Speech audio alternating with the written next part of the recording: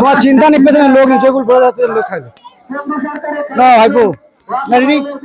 এই মুহূর্তে আমাদের সঙ্গে রয়েছে যিনি এই মিছিলের নেতৃত্ব দিচ্ছে এবং বিধায়ক নওশাদ সিদ্দিকীকে কিন্তু আজকে 2টো নাগাদ গ্রেপ্তার করা হয়েছে এবং বিনা অন্যায় গ্রেপ্তার করা হয়েছে। পুলিশের তরফ থেকে যেটা জানতে পারছি সেখানে গ্যাদারিং করছি, তার জন্য তাকে গ্রেপ্তার করা হয়েছে এবং নওশাদ সিদ্দিকী যে অভিযোগ করছে, মারাত্মক অভিযোগ, তাকে মারধর করা হয়েছে এমনটা অভিযোগ করছে। আমার সঙ্গে যে মিছিলের মেন দায়িত্ব রয়েছে, যার নেতৃত্বে মিছিলটা চলছে, তার আজকে কি কারণে মিছিলটা?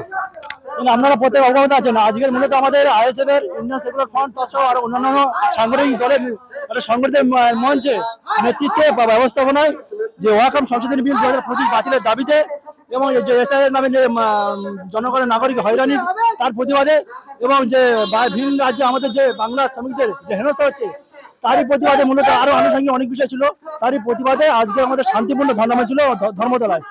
পুলিশের তরফ থেকে নওশাদ সিদ্দিকীকে বেধড়ক মারধর করা হচ্ছে, নওশাদ সিদ্দিকী নিজে অভিযোগ করছে, কেন?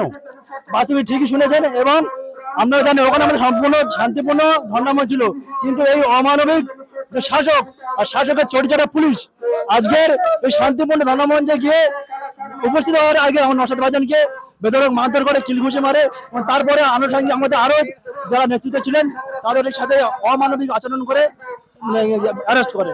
কিন্তু তাজে আমরা দেখেছি 2022-23-এর দিকে এই নওশাদ সিদ্দিকীকে বিনা কারণে 21-এ আপনাদের দলের প্রতিষ্ঠান দিবস হিসাবে যে পালন করতে গিয়েছে তাকে যেভাবে পুলিশ মারধর করেছে এবং টেনে টেনে পুলিশ ভ্যানে তোলা হয়েছে। আজকে একই চিত্র দেখলাম, নওশাদ সিদ্দিকী তিনি আঘাতপ্রাপ্ত, তার জামা ছিঁড়ে দেওয়া হয়েছে।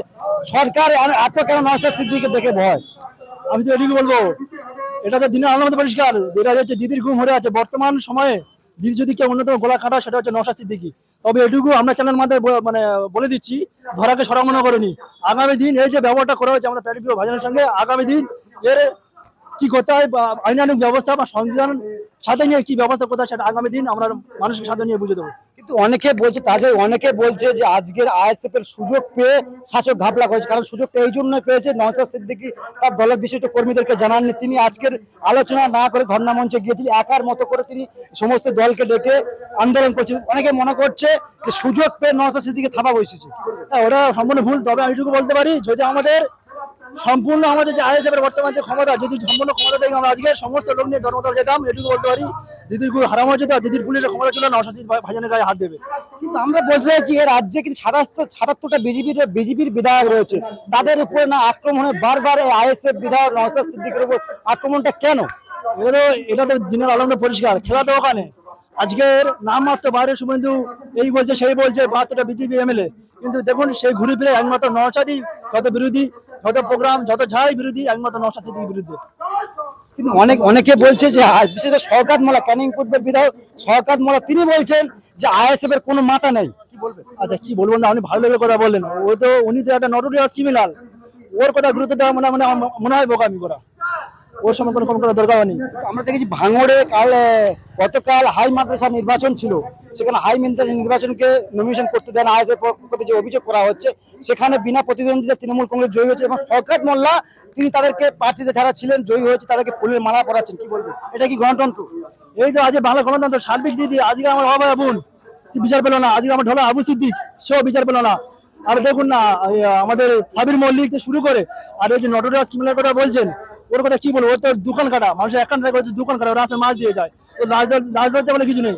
আজকের আমাদের যারা ক্যান্ডিডেট হয়েছিলেন তাদের বেদর মারধর করে বের করে দিলেন, আর পরক্ষণে গিয়ে ফুলে মালা বলাচ্ছে।